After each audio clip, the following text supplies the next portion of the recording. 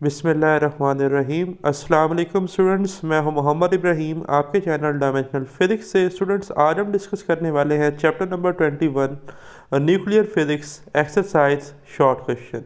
Student, ये video lecture जो है एग्ज़ाम पॉइंट ऑफ व्यू से काफ़ी इंपॉर्टेंट है।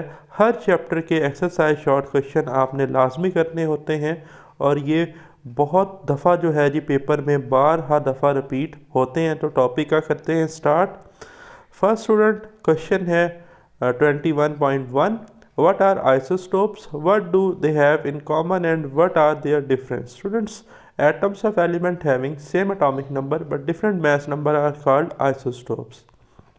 Student, number of neutrons जो है वो डिफरेंट होने की वजह से डिफरेंट आइसोटोप्स जो है जी वो एक एलिमेंट के हमें मिलते हैं। तो देखें, isotopes are the nuclei of same element which have same charge number, यानी कि नंबर ऑफ प्रोटॉन सेम रहेंगे but have different mass number, mean के जो सम है प्रोटॉन और न्यूट्रॉन का वो डिफरेंट होगा। तो वो डिफरेंट ऐसे ही होगा कि प्रोटॉन नंबर तो सेम है, न्यूट्रॉन नंबर क्या होंगे, डिफरेंट।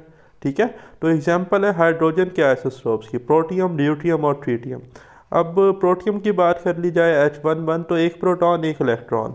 ठीक है, H12 एक प्रोटॉन एक इलेक्ट्रॉन बट इसमें एक न्यूट्रॉन है। प्रोटियम में याद रखिएगा MCQ आ सकता है कि कोई न्यूट्रॉन नहीं होता। ठीक है, ड्यूटियम में एक न्यूट्रॉन और ट्रीटियम में नंबर ऑफ न्यूट्रॉन कितने हैं, 2 हैं। तो नंबर ऑफ न्यूट्रॉन के डिफरेंस की वजह से इन्हें हम आइसोटोप्स जो हैं जी वो कहते हैं।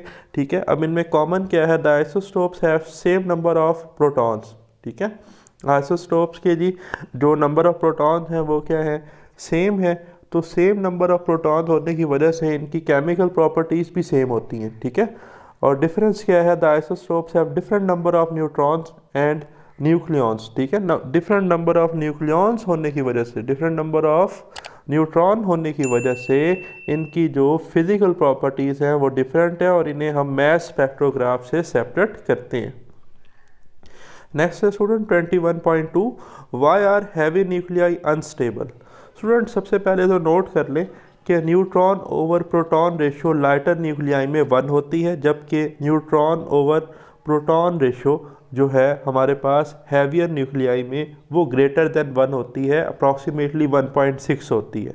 अब ये न्यूट्रॉन ओवर प्रोटॉन रेशो है क्या, यानी कि neutron number divided by charge number. तो इसका मतलब कि जो हमारे पास हैवी न्यूक्लियाई होते हैं उसमें नंबर ऑफ न्यूट्रॉन्स ज़्यादा होते हैं। फॉर एग्जांपल बात कर लेते हैं यूरेनियम की, यूरेनियम 92 to 35। अगर आप इसमें नंबर ऑफ न्यूट्रॉन कैलकुलेट करेंगे तो वो नंबर ऑफ प्रोटॉन से ज़्यादा है। ठीक है जी, तो अब देखिए आंसर में, the heavy nuclei are unstable due to excess neutron. जैसा कि मैंने बताया, the forces that make up the nuclide are not balanced in heavy nuclide. Weak nuclear force is dominant than strong nuclear force which result in radioactivity. अब देखिए, number of neutron ज़्यादा थे ना, तो हर एटम की ख्वाहिश होती है कि वो क्या हो जाए जी, स्टेबल हो जाए। तो वो ये कहता है कि भाई जो मेरे अंदर न्यूट्रॉन है ना वो किसी तरह कम हो। वो न्यूट्रॉन कम हो सकता है बीटा डिके से। ठीक है, वो हमें Fermi theory of beta decay बताती है कि न्यूट्रॉन जो है ना वो कम कैसे होगा। इस तरह डायग्राम को देखें, न्यूट्रॉन जो है वो प्रोटॉन में कन्वर्ट होगा और एक इलेक्ट्रॉन बन जाएगा जो फौरी न्यूक्लियस से निकल जाएगा, क्योंकि न्यूक्लियस में तो इलेक्ट्रॉन रह ही नहीं सकते। तो यहाँ पर आप देखें सीरियम की एग्जांपल है, सीरियम 55 137। ठीक है जी, इसका जो एक न्यूट्रॉन है, ठीक है, वो किस में कन्वर्ट हो रहा है, प्रोटॉन में, और साथ एक इलेक्ट्रॉन तेज़ी से इससे बाहर निकल रहा है। तो देखें, पहले ये जो सीजियम है इसका चार्ज नंबर हमारे पास कितना था, 55। अब कितना हो गया, 56। क्यों, क्योंकि न्यूट्रॉन प्रोटॉन में कन्वर्ट हो गया और साथ क्या निकला तेज़ी से, एक इलेक्ट्रॉन।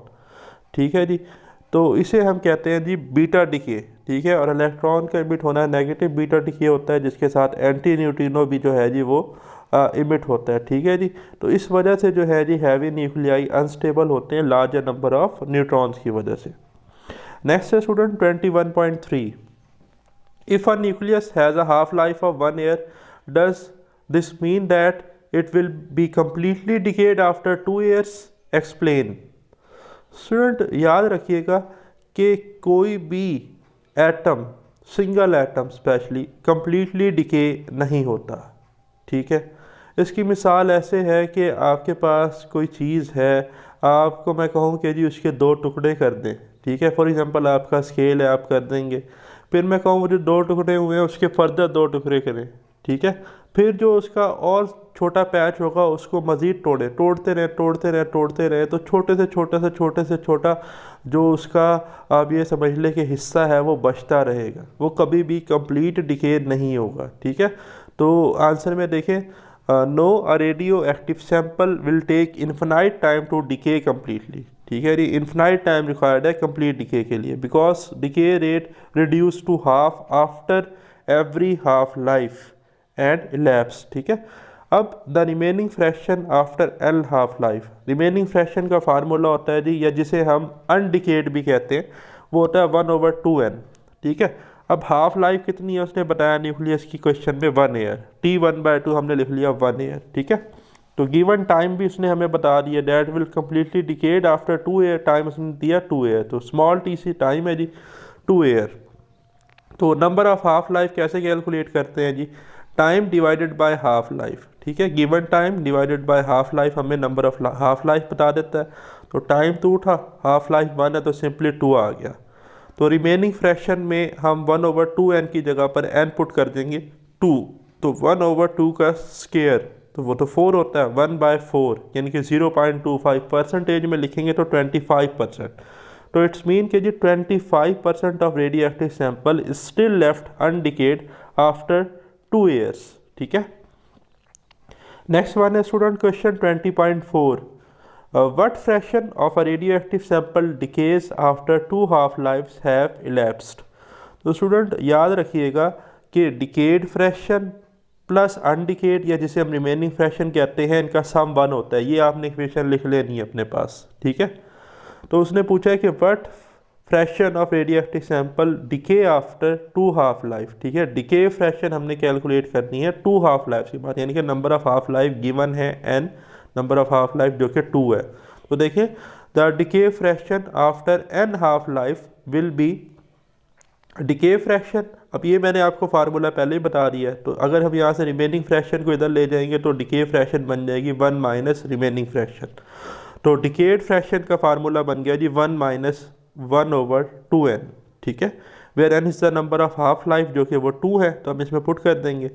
तो जब पुट करेंगे तो ये बनेगा 1 माइनस 2 का स्केयर, जो बन जाएगा 1 माइनस 1/4। एलसीएम ले लेंगे तो आंसर आ जाएगा 3/4।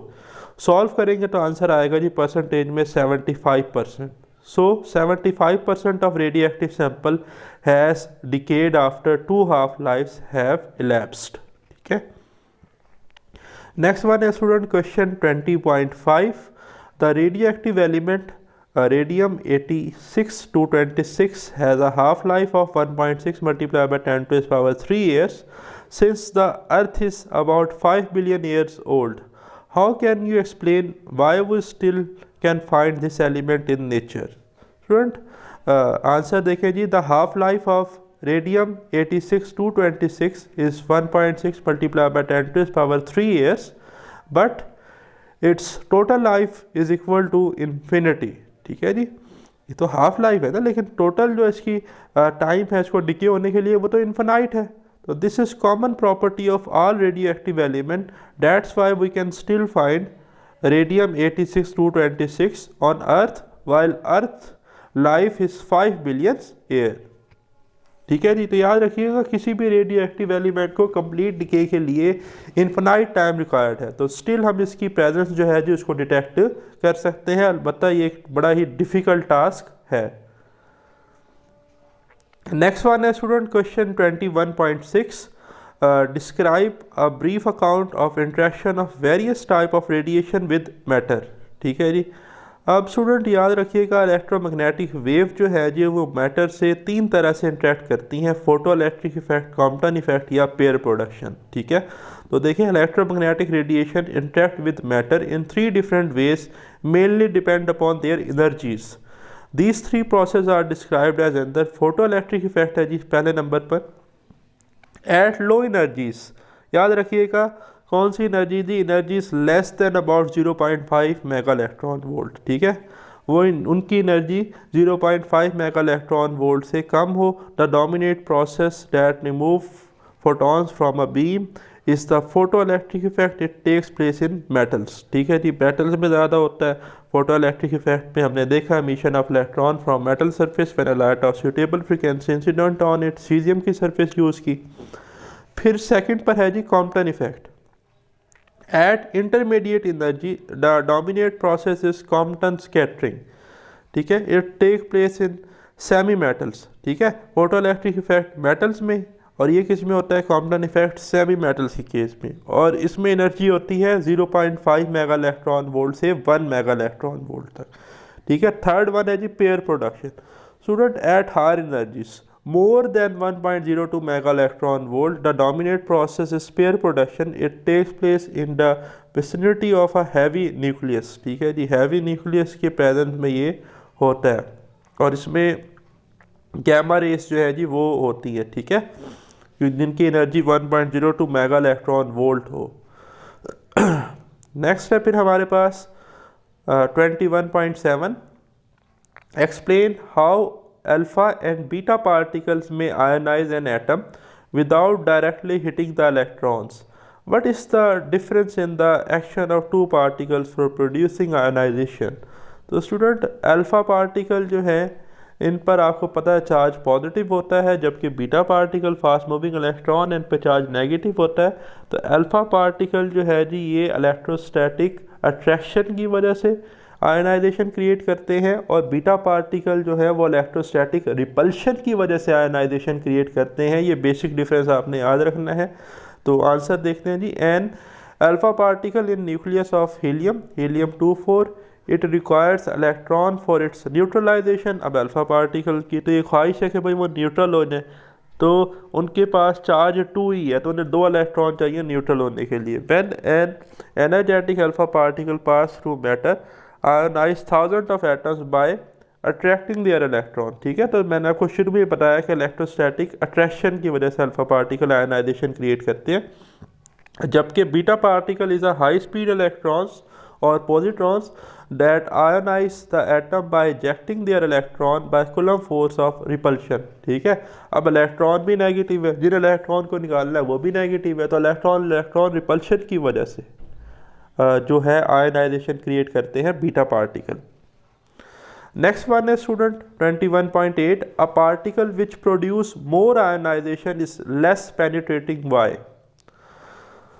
स्टूडेंट याद रखिएगा कि पेनिट्रेशन और आयनाइजेशन का इन्वर्स रिलेशन है।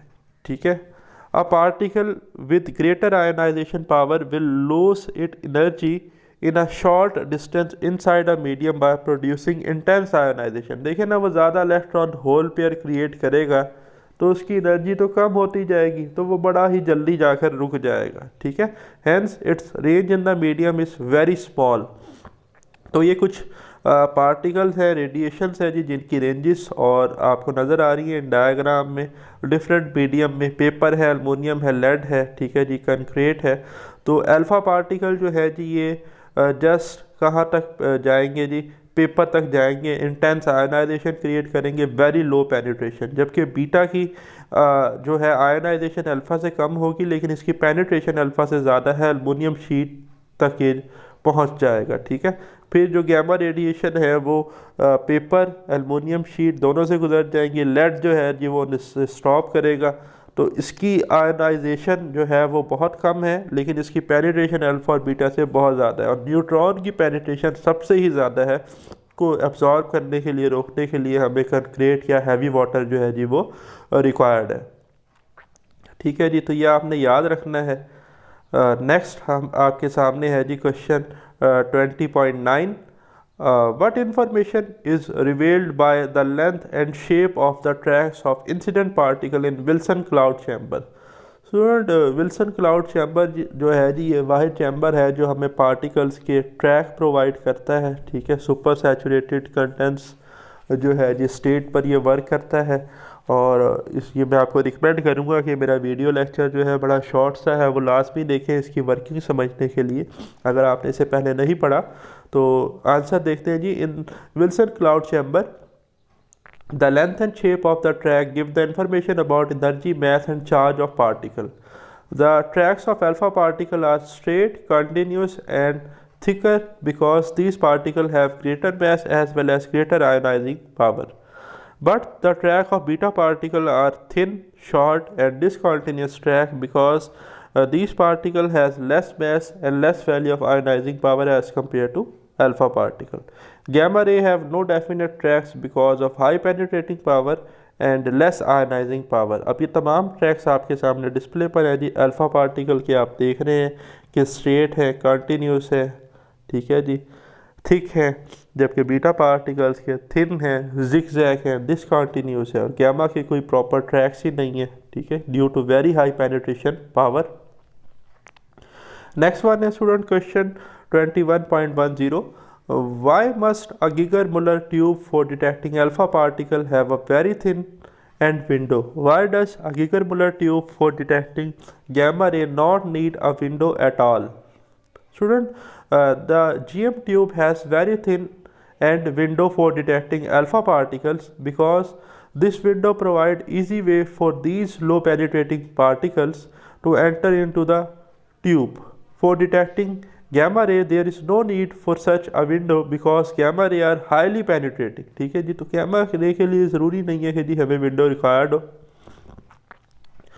नेक्स्ट वन है student 21.11। Describe the principle of operation of a solid state detector of ionising radiation in term of generation and detection of charge carriers. Student, अब इसके लिए भी मैं आपको रिकमेंड करूँगा कि सॉलिड स्टेट डिटेक्टर का जो प्रॉपर वीडियो लेक्चर है वो आपको प्लेलिस्ट में मिल जाएगा, लाजमी उसको देखें, एंजॉय करें, फिर इस शॉर्ट क्वेश्चन को पढ़ें, ठीक है। Its principle is based upon the production of electron hole pair by getting energy from incident radiation. These generated carrier waves cause current pulse in the external circuit which is detected and counted by scalar. The energy required to generate an electron hole pair is very small, so it is useful for the detection and counting of low energy radiation, ठीक है जी। Low energy radiation को ही क्या करता है जी, count भी करता है, detect भी करता है। नेक्स्ट है student 21.12। What do we mean by term critical mass? Student, the mass of uranium 92-235 in which one neutron out of all neutron produce one fission reaction, ठीक है जी, produce further fission is called critical mass. Student, uranium 92 का minimum mess जिसमें एक neutron जो है, ठीक है जी, देखिए रिएक्शन आपको याद होगा यूरेनियम में होता है क्या, स्लो न्यूट्रॉन आता है, यूरेनियम 92-235 अब्जॉर्ब करता है, बेरियम क्रिप्टॉन बनते हैं, प्लस 3 न्यूट्रॉन बनते हैं और 200 mega electron volt energy release होती है। तो अगर उन 3 न्यूट्रॉन में से एक न्यूट्रॉन आगे फर्दर जो है वो फिशन करे, ठीक है, और ये सिलसिला चलता जाए, तो इस तरह का जो मैस है यूरेनियम का जो फिशन रिएक्शन को सस्टेन करता है, ठीक है, एक कंट्रोल्ड मैनर में प्रोसीड करता है, ठीक है जी, उसे हम क्या कहते हैं, क्रिटिकल मैस। अब क्रिटिकल मैस सब क्रिटिकल मैस भी होता है, ठीक है, सुपर क्रिटिकल मैस भी होता है। Super critical mess atomic bomb जो है जी वो बनते हैं। अब इसके लिए भी आपको मैं रिकमेंड करूँगा कि वीडियो लेक्चर जो है वो लाजमी देखिएगा, ठीक है, बड़े मज़े की थ्योरीज हैं, बड़े मज़े के कंसेप्ट हैं, ठीक। सो ये आप देख रहे हैं इस डायग्राम में जी कि ये एक स्फेयर है यूरेनियम का, जिसमें यहाँ से अगर हम देखें तो ये एक न्यूट्रॉन था, ठीक है जी, इसने फर्दर आगे जाके आप देख रहे हैं कि 3 न्यूट्रॉन्स थे, उन 3 न्यूट्रॉन में से एक ने आगे फिर फर्दर फिशन जो है वो क्रिएट की है, फिर उसके अलावा एक ने फर्दर फिशन की है, तो ये एक चेन रिएक्शन बनता जाता है। अगर ये कंट्रोल चेन रिएक्शन होगा तो इसे हम यूज़ करते हैं न्यूक्लियर रिएक्टर में, और अगर ये अनकंट्रोल्ड है तो इसे हम एटॉमिक बम में जो है जी वो फिर इस्तेमाल करते हैं। तो नेक्स्ट है student question 21.13। Discuss the advantage and disadvantage of nuclear power compare to the use of fossil fuel generated power. तो सबसे पहले हम कंपैरिजन कर लेते हैं न्यूक्लियर पावर के एडवांटेज और डिसएडवांटेज का।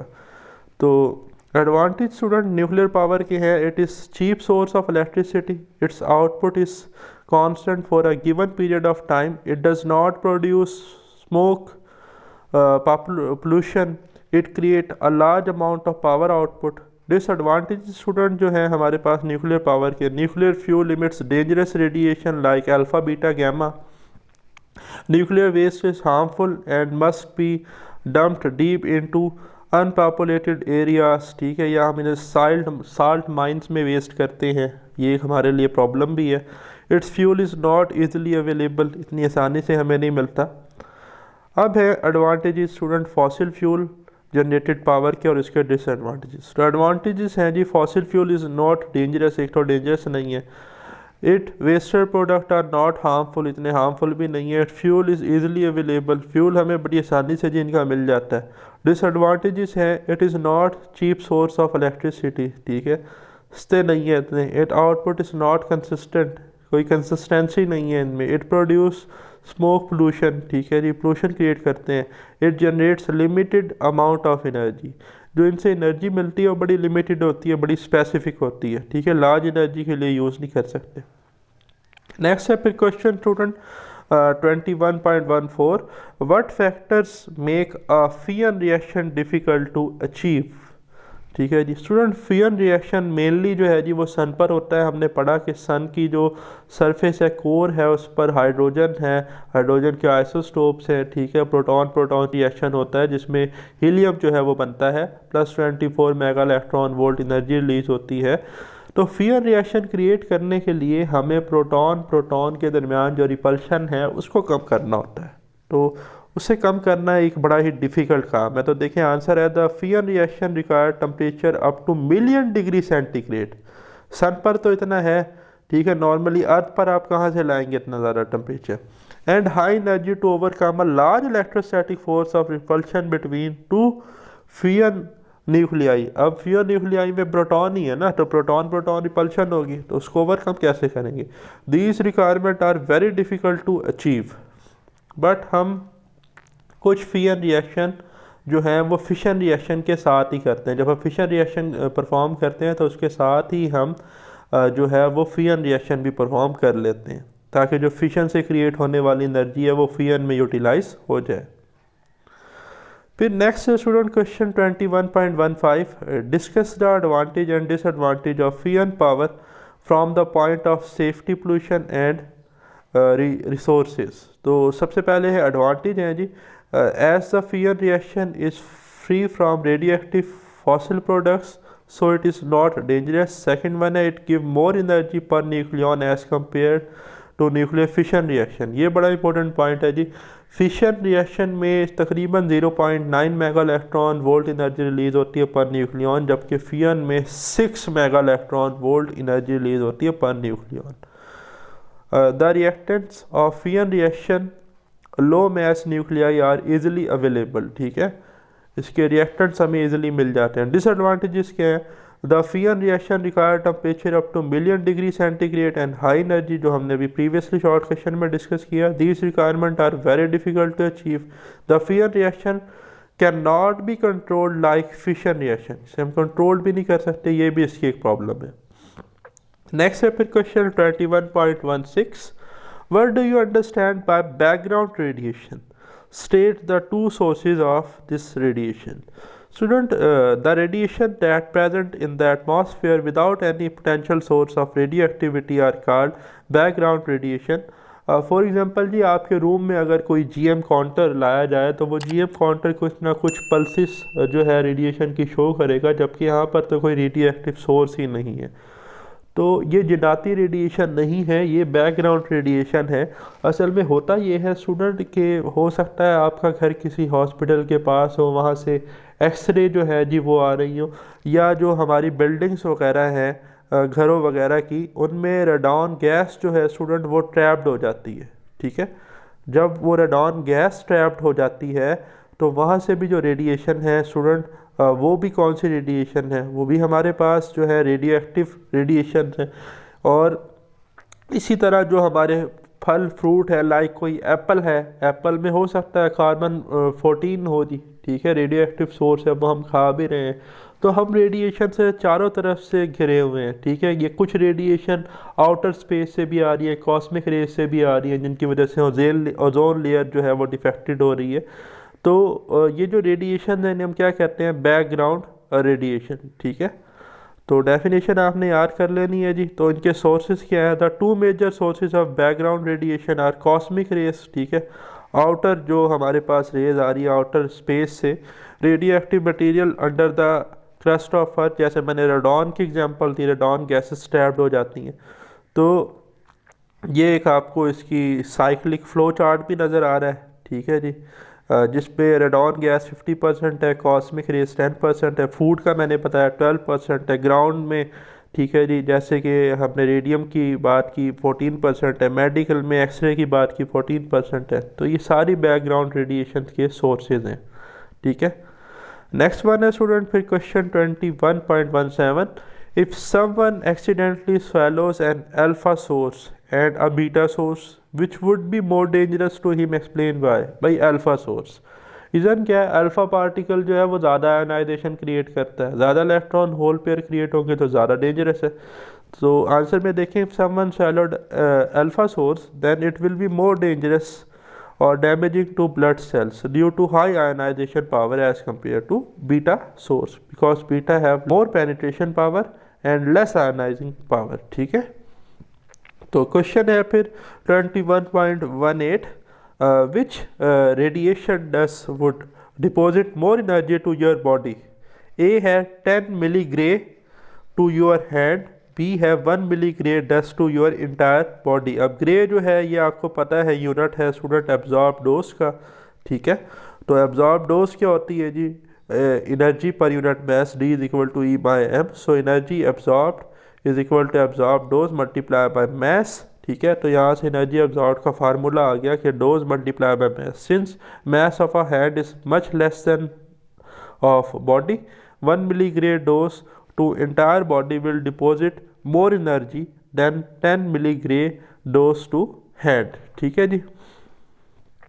फिर नेक्स्ट क्वेश्चन है 21.19, what is radioactive tracer, describe one application each in medicine, agriculture and industry.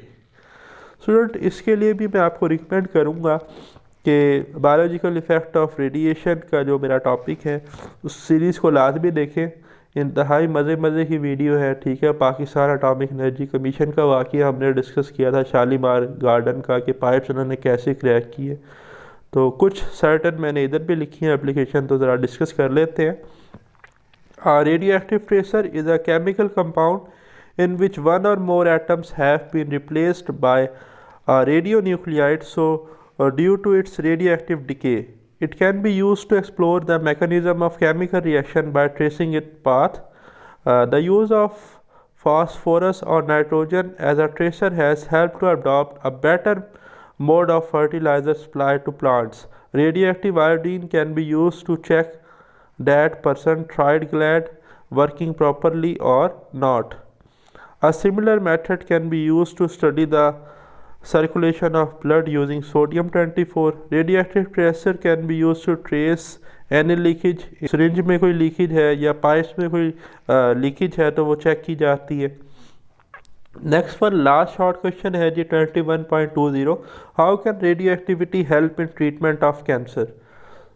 High energy radiation can penetrate deep into the body, the malignant cancer and precancerous cell have the ability to absorb more amount of energy than healthy cells. Thus, radioactivity can be used for selective destruction of tissues such as cancer, tumor, etc. ठीक है जी। तो ये हमारा topic था student. Lecture पसंद आया तो चैनल को लाजमी सब्सक्राइब कीजिएगा। मिलते हैं मज़ीद नई वीडियो के साथ। मुझे दें इजाज़त। अल्लाह हाफिज़।